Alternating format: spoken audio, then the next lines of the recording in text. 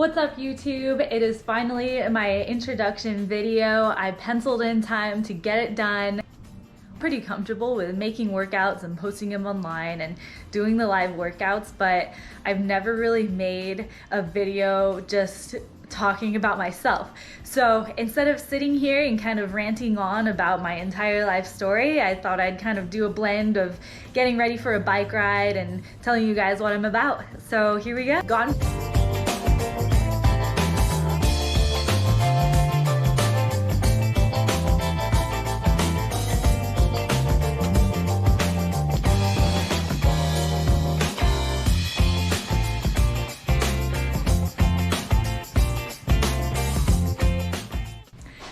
All right, so I've gotten changed, I'm ready to go. I'm just going to give you guys a quick overview of my garage gym. So with COVID, I've always kind of lived in a gym and didn't have too much of my own equipment. My boyfriend got me a barbell for my birthday a while ago, and I used that at gyms. The one that I was working at, I didn't really cart it around with me everywhere, but I used that for some Olympic lifting because it is a women's specific bar, so I really only just had that and the collars.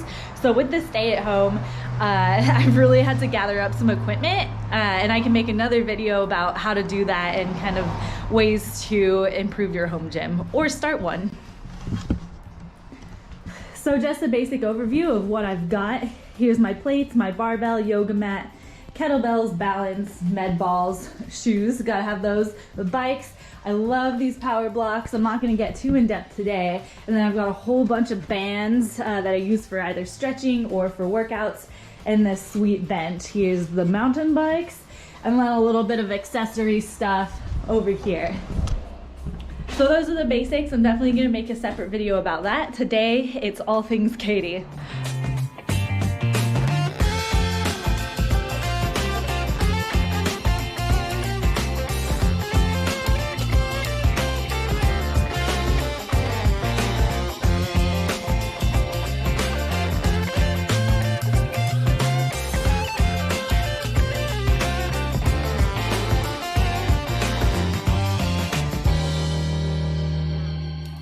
So where I'm driving to right now is gonna be off 35, aka Skyline Boulevard. There's a lot of easy kind of blue-green trails, more so green, that have great scenery. Kind of, you can see the ocean if the light's clear enough. Uh-oh, just drove by a jumping stable. It looks like horse didn't want to jump. Anyways. So yeah, the trail I'm doing today, super easy. I kind of just want to get some content, but also get some fresh air. This week has been a little bit hectic, so I'm kind of prioritizing or getting a 2-for-1, making sure that I can still get some exercise in and go for a ride and make this video that I've had in my schedule for the longest time. So I'm finally getting it done. The trail I'm going to, just a little bit more info. Actually, I don't even need, this isn't a trail guide. Why am I talking about this trail? Right, I finally made it to the parking lot, so I'm gonna go ahead and get ready and we'll start this little chat. There are a lot of people in the parking lot right now, so hopefully I can stay professional and still make this video. I've never really talked on a GoPro or talked to a GoPro in public, so today is my first shot and let's see how it goes.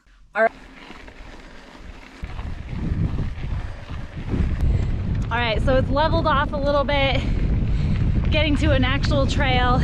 So I guess I'll start with a little about me. I'm born and raised in Gilroy, California, and I pretty much left after I graduated high school. So I went to high school in Morgan Hill, which is really funny because now knowing that Specialized what it is and it was in my backyard the whole time kind of makes me giggle. After high school, I played one semester of women's college up in Saratoga, California, and I was studying athletic training, and then it got to a point where I wanted to leave California. I was still dating my high school boyfriend. He already left to Reno, and I figured I'd give it a try. So moved up to Reno. They didn't have athletic training or really any sports medicine, so I was wild. They didn't have any sports medicine at the school that I was going to. And so I decided, why not do some veterinary technology? I actually grew up riding horses, long distance, 50 to 75, 100-mile races out in the mountains, like where I am now. And there's a lot of vet checks, making sure horses were healthy, ready to go. And so I wanted to take my sports medicine into kind of an equine sports medicine kind of gig. And I graduated quite a few years after I got started, just because of a couple setbacks, and I decided to leave the country because my parents are actually from England. So I was able to get my British passport and I left. I moved to England. My primary goal was to hang out with relatives I never see, maybe even meet a couple of people that never came to the US or met when we were overseas. And I was able to do that, as well as get a job at the University of London. And I was a equine nurse, if you will, and it more so turned into teaching vet students how to do my job. So placing IVs, helping with x-rays, setting those up, assisting surgery, kind of scrubbing in, getting all the equipment ready. And it was kind of moving away from the sports medicine stuff that I wanted to get into. And after my first solo trip to Europe or Ireland or wherever I went first, I was kind of bitten with the travel bug. So I actually did a couple big jaunts away from family. So when I really learned while I was abroad was I like traveling, but I also really like working, and if I don't really have a challenge in front of me, it's hard to stay positive and feel productive and feel like you're really making a difference in your own life, kind of learning new things, etc. So after the 2 years, side note, I worked at a ski resort in France for about 6 months, and that was a trip. That's all you need to know about that. And it got to a point where I wanted to come back to the US and kind of finish what I started, you know, not studying sports medicine anymore, kind of like took something out of my heart. You know, it was definitely a challenge accepted to kind of go back and do my original plan of what I wanted to do with my education and even my career. A couple of things that I met out in Reno, Nevada, actually moved out to Bozeman, Montana. And so when I was deciding to relocate, I wasn't really set on moving back to California. And so I followed them out to Bozeman and I discovered my first real winter. It was pretty rough. I wasn't at a tech job anymore. I wanted to get back into sports medicine, strength and conditioning, kind of the behind the scenes for athletes or anyone who really wants to improve their physical fitness. You want to look for events, get into this field. And so I worked at a front desk at a box gym for a little bit, and I kind of just shadowed some of the personal trainers that work there and just the vibe. And it was really off-putting because that's not the vibe that I wanted to put out. I didn't want to just be like the really bubbly Soul Cycle, body sculpt, 60 minutes of HIIT kind of trainer. And that's when I also discovered that the Pitt, Montana was opening up, and that was being opened by a former NFL football player. And what he was trying to bring to group classes, individual training, middle school, high school, team training was the sports performance methodology. I kind of jumped on it. You know, I walked right into the building. They're still in construction. And I said, how do I get involved? I want to be a part of sports performance. I want to learn how to coach people. I want to train people. I want to know what the methodology and what those strategies were to just run a program on your own. And they weren't hiring at the time, which was totally fine because I was offered an internship there. So free labor definitely fell into that, but it was so worthwhile because I was able to research and present certain topics that I wanted to learn. There was a lot of education there, and I was able to kind of get a little bit more rein on running like the middle school warm up, starting to lead the adult classes and just learning a lot of performance things that I really never thought about, and a lot more of the why we do what we do. So it was an amazing opportunity. I heard that was opening, and I worked there for quite a while as I was back at Montana State University, because to take the strength and conditioning specialist certification exam, you have to have a bachelor's degree, and I only had an associate's for my vet tech degree.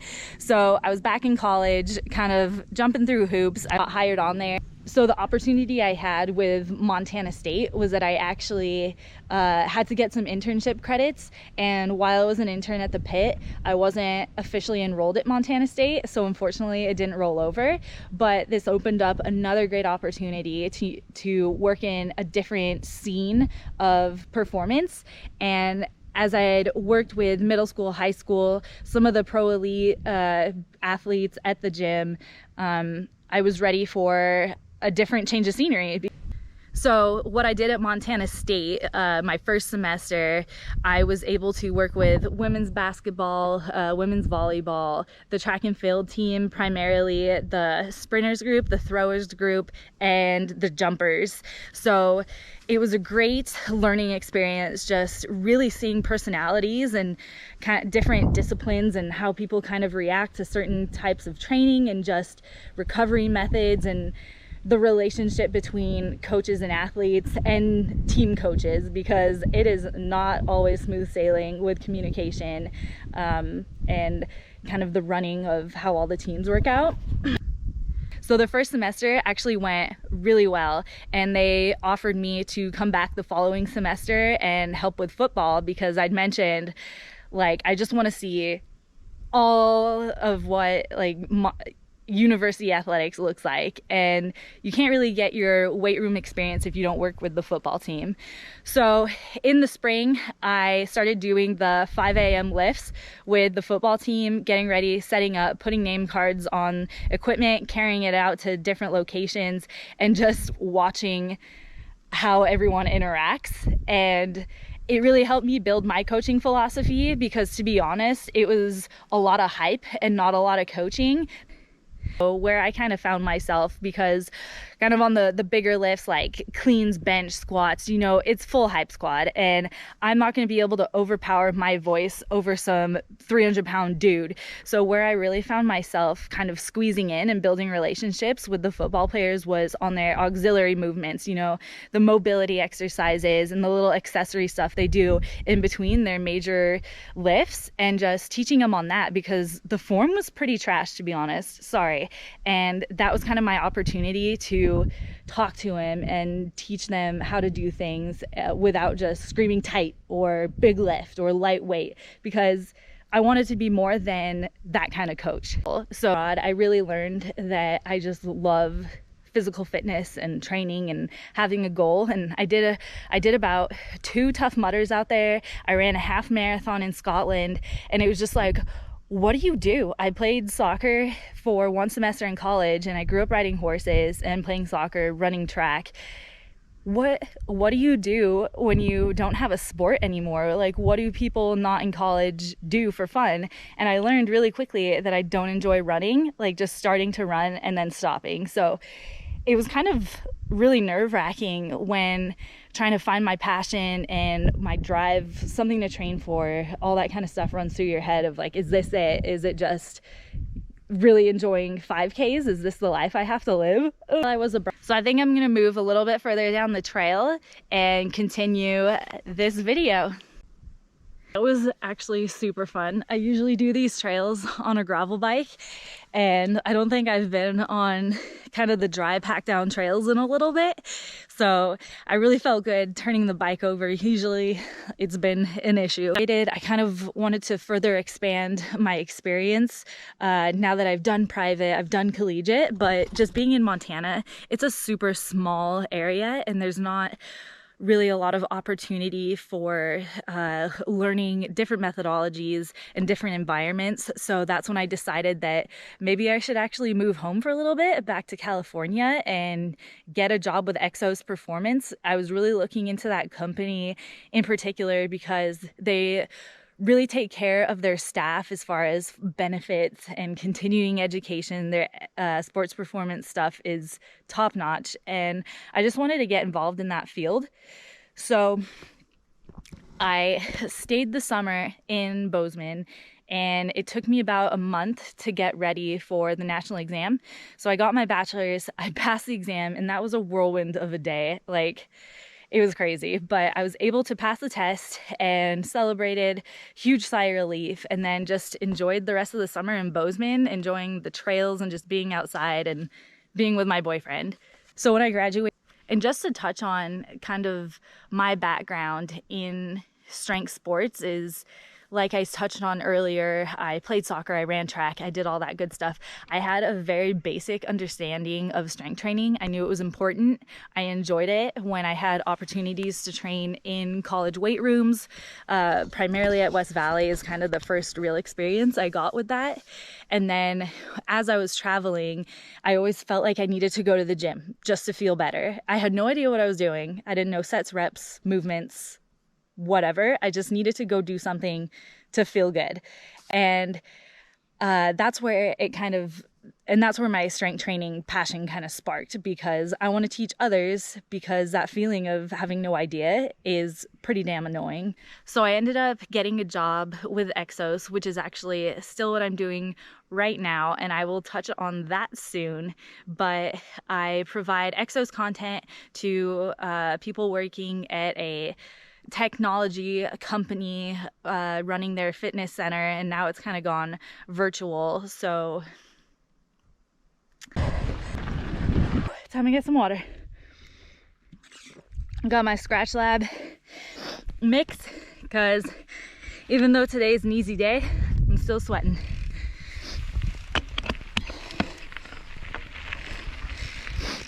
So just a little background on my strength training history was kind of this, like I said earlier, you know, graduating from college and not really being in athletics anymore was a little nerve-wracking for me, because I didn't really know where to go.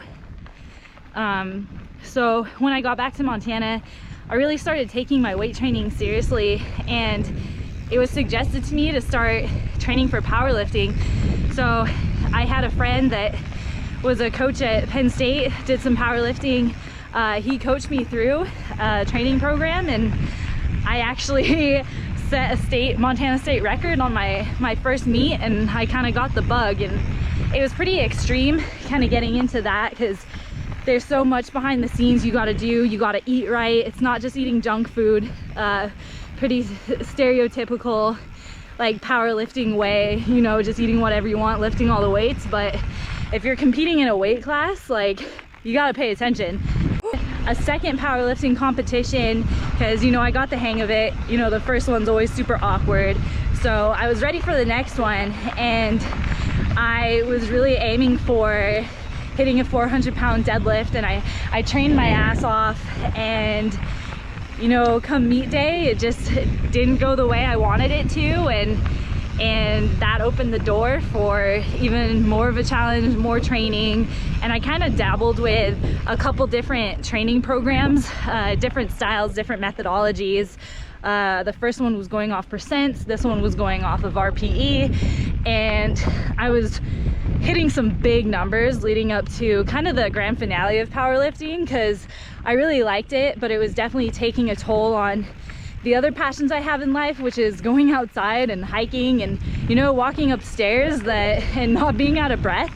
And like, asterisk on that, there's probably a lot more aerobic or conditioning that I could have been doing, but, you know, it's all about experience, and you learn from your mistakes. So, and I did. So getting ready for my last powerlifting competition, I was super excited with the big numbers I was hitting.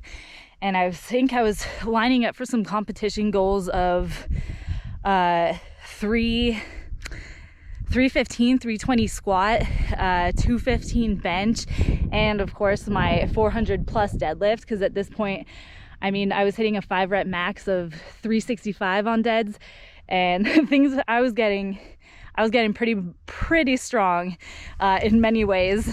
And so leading up to that is also when I just bought a hardtail mountain bike, and I think that was the worst thing I could have done and the best thing I could have done for my powerlifting career, because I just loved it so much. And lining up with that is when I met Derek, and we kind of started dating, keeping it under the table for quite a while. And he grew up mountain biking, doing some downhill and just riding a lot. And so he started teaching me a little bit of tips and tricks of how to stay on your bike. And it got to a point where it was a Montana winter. I think it was January or February, and I just wanted to get out of town, and we went to Moab and rented a couple just bigger bikes. And I ate shit so bad, and I'm pretty sure I either did an intense strain or I broke my wrist, because getting back into it, I couldn't grip a barbell for about 2 weeks. And so that kind of put a huge damper on things and really made me realize why am I putting so much effort into this meet if I'm not taking it seriously? Because if I was all in, I wouldn't have gone to Moab and gotten wrecked. So, and the meet got changed from January to, I believe, April. So that time change and just being in another month of volume training and just what my body was going through, I just really wasn't into it anymore. So it was a bummer. I wish I would have followed out that program and then just had a testing day, because I think I would have hit some massive numbers leading up to that meet, or if I stuck with it. But that's showbiz. Full suspension bike, and started exploring more trails, and it kind of led up to trying out an enduro in Montana, the Helena Enduro, and then moving to California. I wanted to obviously pursue mountain biking, because that's what you do out here in this beautiful state. And so since then, I've been trying out different trails, different bikes. I've got my own bike now, and I did one enduro this year. I did the Shasta Enduro, and I came in second in the women's expert category. And I'm super excited to just use the rest of this free time to get better, build up some skills, and just get ready for the next season. So to tie up all this information that I've given you about kind of where I've dabbled in sports and the training I've gone through, and as well as working in private facilities and collegiate weight rooms, is just, you don't have to be an athlete to train like one. And I think focusing more on a sports performance style training, where you're working on how you move and building your strength and doing exercises that just improve your everyday life, is something that should be available to everyone. And I myself would love to be a teacher and help people understand the why of how we do training and what the best approach might be for you, because people are definitely a puzzle, and everyone's different. Everyone's got a different background. Everyone's got different training years. Everyone's got different goals, and just helping them discover what they're capable of achieving can be, for me, one of the most fulfilling things, is to help people just be better and kind of taking easy steps to get there, because it's easy to get carried away in kind of the fitness field, and just having someone to maybe guide you through one path is really all you need. So what I want to provide to this channel is definitely going to be a little mixture of things. So I want to do some mobility sessions, kind of going over different exercises. I want to talk about different styles of workouts, how to fuel before rides, before and after, during, all that good stuff. Kind of a mixture of just how I spend my time. Got to keep it interesting. And also, lastly, guys, if there's anything that you want to see topic-wise, content-related, just shoot it in the comments, and I'll definitely give it my best shot. All right, see ya.